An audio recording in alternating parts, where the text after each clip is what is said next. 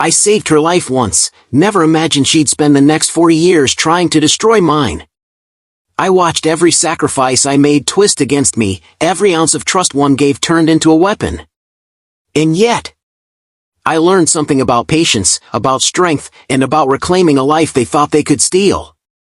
This isn't just a story of betrayal, it's a story of justice at last. My name is Harold Bennett, I'm 65, and I spent 40 years running a small auto repair shop in Cedar Creek, Ohio. Most mornings, I wake up before dawn, the smell of coffee strong in my kitchen, the hum of my old pickup parked outside my garage. Family photos line the mantel, faded and curled at the edges, my late wife's smile, my son's graduation day, and even Jessica's, though I wish I could unsee her face now. Life has a rhythm at this age, a mix of quiet pride and quiet aches. I can still feel the stiffness in my knees from years of bending over engines, and the faint scar on my hand reminds me of the day I nearly lost my thumb to a welding accident. But the hardest scars aren't physical, they're carved into trust, love, and time. I've given decades of my life to people I thought I could count on. And now, I realize some of them never cared. Some of them were waiting to tear me apart. Jessica, my daughter-in-law, once a sweet, eager young woman I practically raised after she married my son, had started showing signs of entitlement years ago. At first, I ignored it, attributing it to youth and inexperience. "Dad," she said last year, smirking over the phone, "you're too old to understand this. Let me handle the finances. You'll just slow everything down." I remembered the nights I stayed up fixing her first car when she couldn't afford repairs, the countless family dinners I covered so she could save her paycheck, the time I spent building her a small business plan for her boutique. Every sacrifice had been for the family, for her. And now, all that care was dismissed with a flick of her words. I'd been patient, thinking maturity and wisdom would eventually earn respect. But respect wasn't coming.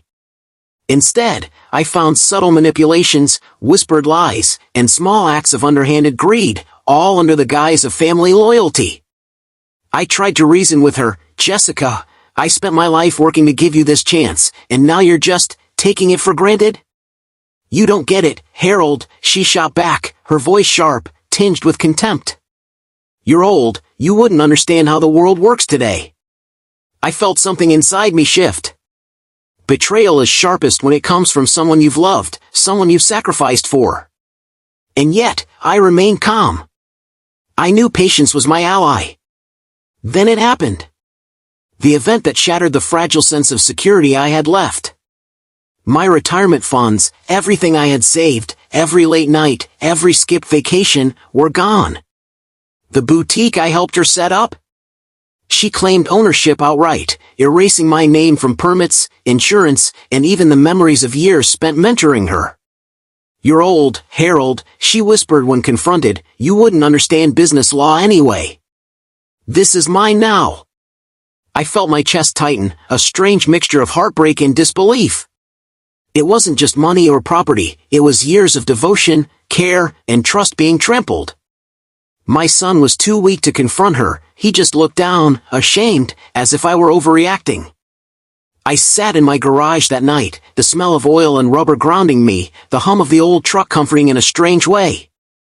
I clenched my fists, but I didn't shout. I didn't lash out. I only thought, patience. Revenge, I realized, wasn't about anger, it was about strategy. 40 years had taught me subtlety, observation, and endurance. I began quietly, noting her patterns, tracking financial slips, and documenting every misstep.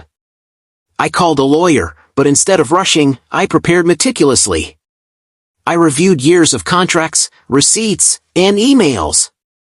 Every act of deceit she had committed became a thread in a net I was quietly weaving. At first, she didn't notice. She laughed at my old man ways, assumed age made me weak. Little did she know, I'd learned over decades that patience is a weapon stronger than any youthful temper. I didn't confront her immediately. I watched, waited, and let her arrogance blind her. Soon, cracks appeared. She started panicking over her boutique's missing paperwork, strange discrepancies in her tax filings, emails she accidentally sent to the wrong recipients. Her confident smirk faltered. She called frantically, demanded meetings, and sent text messages that betrayed her desperation. I remained calm. I met her panic with quiet dignity. My son begged me to let it go, but I could see the lesson she needed. Pride is dangerous when it underestimates experience. The community began noticing whispers. Friends of long-standing, small-town neighbors began hinting at inconsistencies. Jessica's empire of convenience started shaking at the edges. And I, the so-called old man, was the eye of a storm she didn't see coming. The final moment came at the Cedar Creek Community Center's annual volunteer banquet, a public gathering she never imagined I'd attend.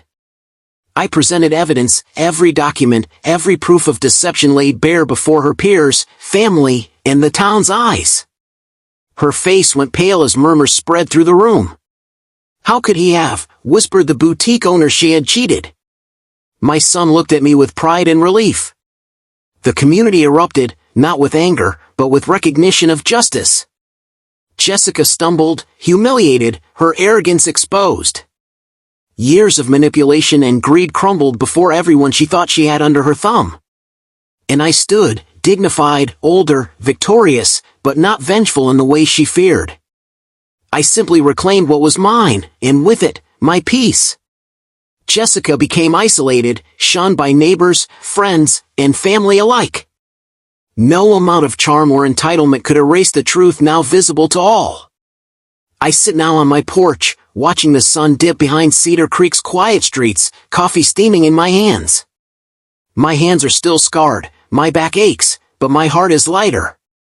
I've learned that trust is precious, patience is power, and integrity, when upheld, cannot be defeated even in later years. The town hums around me, children play, old friends wave. I reflect on decades of hard work, love, and resilience. These are the true markers of a life well lived. I may be older, but life taught me that experience, patience, and dignity carry weight the young can't yet measure.